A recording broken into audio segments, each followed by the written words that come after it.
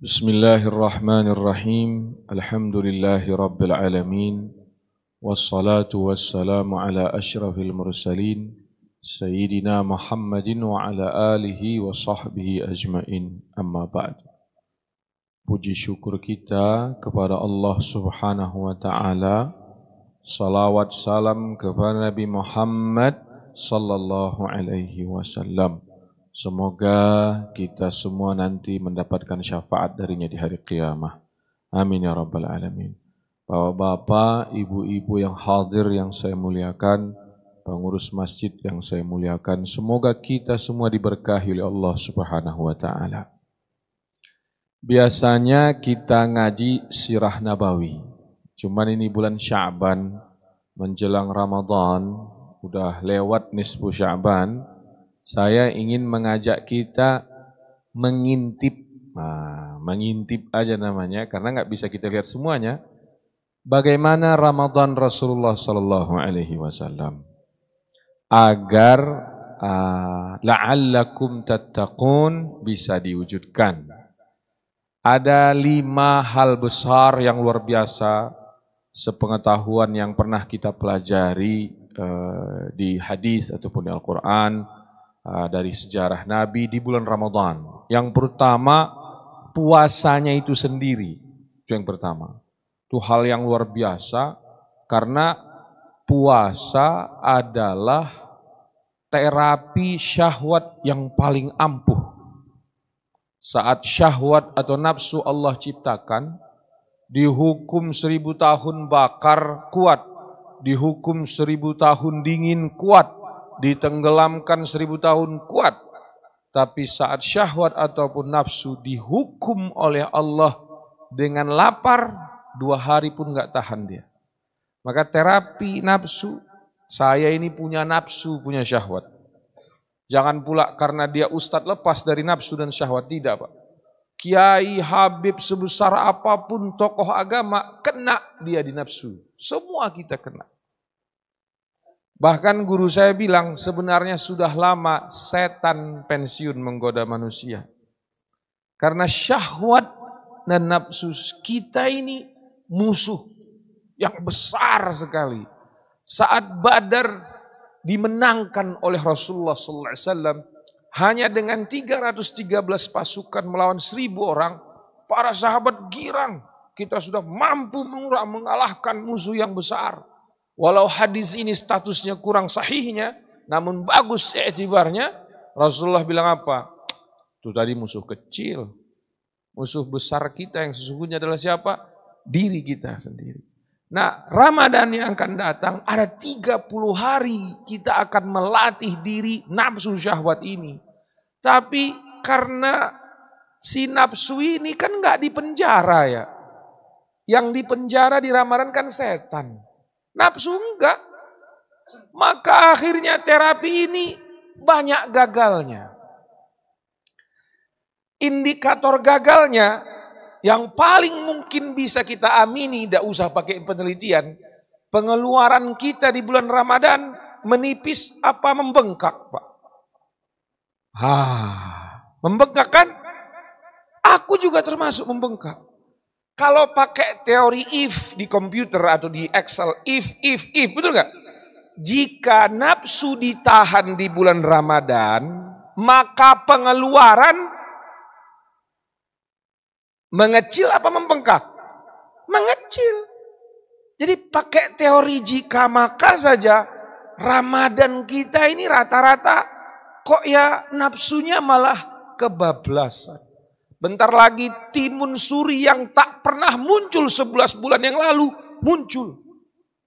Biji salak nongkrong di mana-mana. Melayani apa itu? Syahwat kita. Nafsu kita. Ini bukan di Jakarta aja Pak. Aku di Mekah tinggal 8 tahun. Sama Siubia akan keluar di gang-gang Mekah nanti Pak. Sambosa dengan beraneka macam ragam rasanya dipajang di pinggir jalan, mudah dibeli.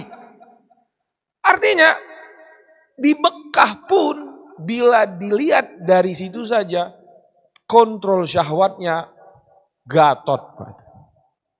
Makanya Ini tentu aku juga belum pernah lulus aku Pak. Guruku bilang, Salman sanggup nggak kau puasa Ramadannya kayak Nabi? Bukanya korma dan air, sahurnya juga korma dan air. Sanggup sih sanggup. Buka pakai korma dan air, setelah sholat kolak and the gang disikat. Kalau kita kan gitu. Maka itu yang pertama puasanya. Yang kedua, syahrul Ramadan allazi unzila fihil Quran. Ternyata menggandeng puasa dengan Al-Quran ini salah satu ramuan menuju takwa yang hebat itu tadi Pak. Tapi di sini syahrul Ramadan allazi unzila fihil Quran, terus apa kata Allah? Hudal linnasi wa bayyinatin minal huda wal furqan. Guru saya bilang, umat Islam Ramadan sudah bagus mengkhatamkan. Sudah bagus. Tapi bila pakai ayat yang tadi, target dari Allah bukan khatam, tapi apa? Hudan. Kira-kira bila Ramadan kita puasa, Ramadan kita baca Al-Quran, 30 hari kemudian sesudah rutin baca Al-Quran, petunjuk apa saja yang saya dapat dari bacaan saya terhadap Al-Quran? Nah ini pertanyaannya. Wah, aku ketika pertama kali belajar ayat ini tentang begini, saya jawab ke guru saya, belum pernah saya dapat petunjuk yang memang saya pakai di kehidupan saya dengan konsep Al-Quran sebagai petunjuk di bulan Ramadan. Target kita selama ini baca banyak-banyak sehingga 10 hari pertama khatam, 10 hari kedua khatam, 10 hari ketiga khatam. Nah yang repot, khatam juga kagak, paham juga enggak. Nah ini yang repot nanti. Target khatam enggak, target paham juga enggak. Maka saya mengajak, ayo nanti di Ramadan puasanya benar kita seperti Rasulullah SAW, baca Qur'annya, targetnya paham dulu. Biar jadi hudan, petunjuk bagi kita, gitu kan? Puasa Al-Quran. Anas bin Malik radhiyallahu anhu, begitu juga Bunda Aisyah radhiyallahu anha bilang, kana Rasulullah sallallahu alaihi wasallam ajwadan nas. Manusia paling pemurah itu Nabi Muhammad sallallahu alaihi wasallam. Tapi wa ajwadu ma yakunu fi Ramadan atau kama qala. Gitu ya. Dan paling pemurahnya Nabi di bulan Ramadan. Sekarang Allah juga perintahkan kita mengeluarkan zakat fitrah, dikeluarkan di bulan Ramadan. Biasanya kita menggandeng zakat fitrah dengan zakat mal juga di bulan Ramadan. Kira-kira berapa target zakat atau sedekah yang akan kita keluarkan di Ramadan besok? Lebih memikirkan kue lebaran, baju lebaran, THR ponakan, atau sedekah di bulan Ramadan nih? Nah itu pilihan kita masing-masing. Karena sepertinya Allah menempatkan zakat di bulan Ramadan, guru-guru saya bilang, ya supaya takwa yang di depan ini bisa kita raih. Puasanya benar, baca Qur'annya paham dan khatam, kemudian dia apa? Bersedekah. Karena Rasulullah Sallallahu Alaihi Wasallam melakukannya. Bahkan Bunda Aisyah mengatakan, dia lebih pemurah dibandingkan angin yang lewat bila Ramadan datang. Ayo kita targetkan sedekah kita berapa.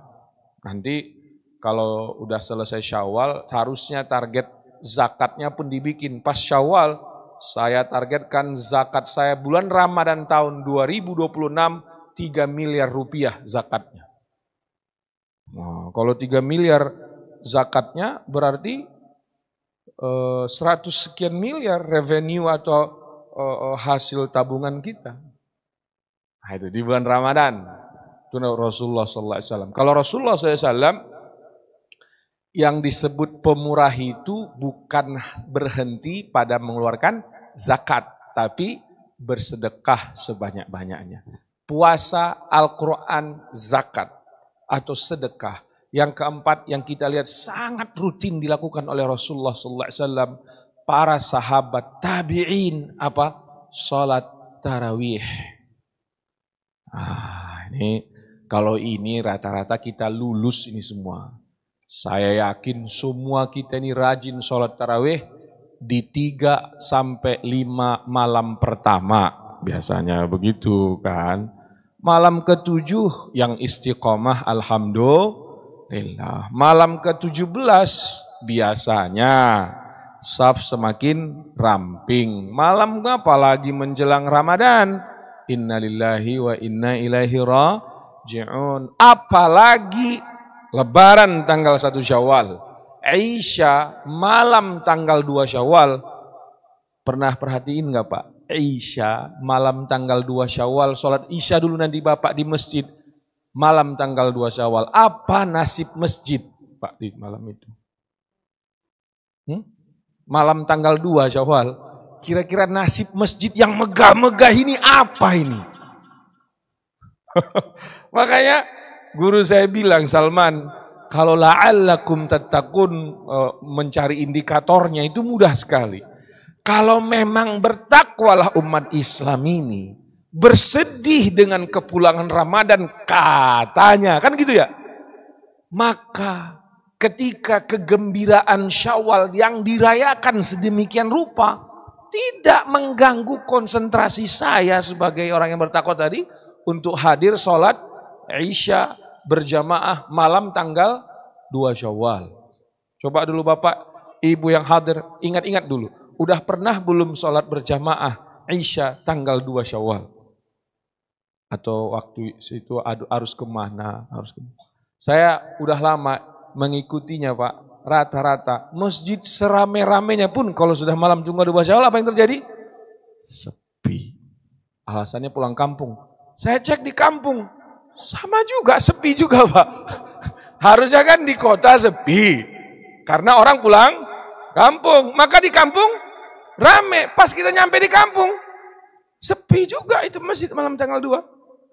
Padahal bertakwa, zalikal kitabu la raiba fihi hudal lil muttaqin. Alladzina yu'minuna bil ghaibi. Terus wa yuqimunas shalah. Dan berkomitmen mendirikan sholat. Dan Allah bilang di ayat lain, innas salata kanat 'alal mu'minina kitaban mauquta. Nabi bilang lagi di hadis lain, sholat berjamaah itu 27 kali lipat pahalanya. Nabi pernah ditanya oleh Abdullah bin Ummi Maktum, ya Rasulullah, aku ini kan buta. Rumahku agak jauh sedikit dari masjid, 500 meter lah. Atau 300 meter. Sendirian aku di rumah, wajibkah saya tetap datang ke masjid untuk sholat Isya ataupun sholat subuh? Apa jawaban Rasulullah SAW? Atasma'un nida? Kau dengar azan enggak Abdullah? Naam ya Rasulullah. Jawaban Nabi, fala idzan. Kalau gitu enggak boleh kau sholat di rumah. Kau harus datang ke masjid. Ini bapak buta loh Pak ini. Tentu ini grade iman yang paling tinggi. Kalau kayak aku ini yang penting sholat Isya udah syukur dah kan gitu kadang-kadang ya. 5 waktu ini nggak ada yang tinggal Pak. Aman udah. Kalau udah naik 5 waktu berjamaah, ini doanya makbul dari orang Pak. Berjamaah di masjid takbir pertama, saya yakin ini orang wali sudah ini. Jarang orang sekarang yang bisa konsisten sholat berjamaah di masjid. Takbir pertama imam, hadir dia sudah. Allah. Kadang-kadang Pak kita ngajinya entah apa, banyak yang kita kaji. Lah sholatnya diremehkan. Kata Allah SWT, itu yang kupentingkan, kalah malah kau yang mikir yang lain. Malam 2 Syawal menjadi saksi, masjid semua bersedih. Malaikat raqib kesian Pak, karena nggak nyatet lagi orang berjamaah pada malam itu. Nganggur langsung Pak, itu Raqib and the gang langsung apa? Istirahat. Nggak ada yang datang ke masjid malam ini. Mereka sholat di mana? Di rumahnya masing-masing. Jadi pahala di masjid nggak tercatat banyak pada malam itu. Padahal at-taqwa termasuk diantaranya harus mendirikan sholat. Yang kelima, i'tikaf. Mudah-mudahan nanti Allah kasih rezeki kita i'tikaf. Yang kuingatkan cuma satu mengenai itikaf. Itikaf di musola dekat rumah dengan itikaf di masjid besar di Jakarta ini sama nggak pahalanya? Sama. Yang beda masjid di dunia cuma 3. Masjidil Haram 100.000 kali lipat, Masjid Nabawi 1000 kali lipat, Masjid Aqsa 100 kali lipat. Masjid yang lain sama. Kalau itikaf di dekat rumah saja, biar nggak banyak fitnahnya.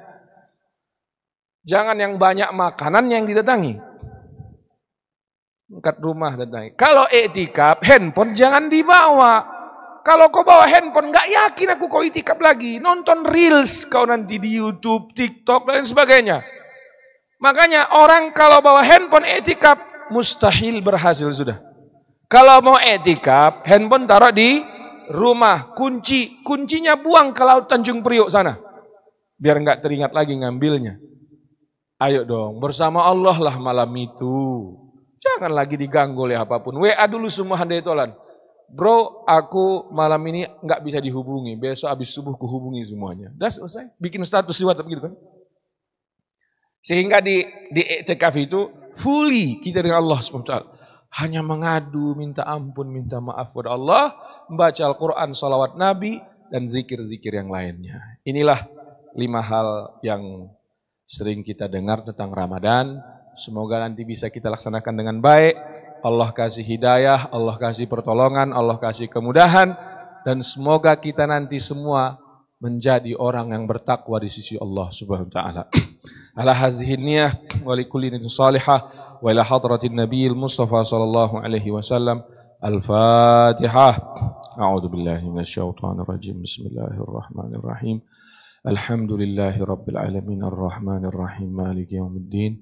Iyyaka na'budu wa iyyaka nasta'in. Ihdinas siratal mustaqim. Siratal ladzina an'amta 'alaihim ghairil maghdubi 'alaihim waladdallin. Amin. Wabillahi taufiq wal hidayah. Mohon maaf atas segala yang salah. Assalamualaikum warahmatullahi wabarakatuh.